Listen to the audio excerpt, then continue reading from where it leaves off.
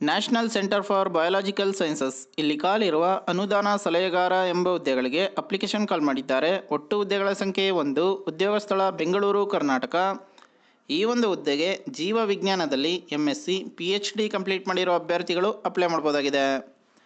ಗರಿಷ್ಠ ವಯಸ್ಸು 40 ವರ್ಷ ಅಂತ ಹೇಳಿದ್ದಾರೆ.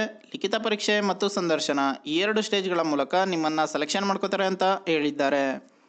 ಇನ್ನು ಆನ್ಲೈನ್ನಲ್ಲಿ ಅರ್ಜಿ ಸಲ್ಲಿಸಲು ಕೊನೆಯ ದಿನಾಂಕ 31 ಆಗಸ್ಟ್ 2024 ಅಂತ ಹೇಳಿದ್ದಾರೆ. National centre for biological sciences .res.in ಈ ಒಂದು ವೆಬ್ಸೈಟ್ನಲ್ಲಿ ನೀವು ಅಪ್ಲಿಕೇಶನ್ ಹಾಕ್ಬೋದಾಗಿದೆ.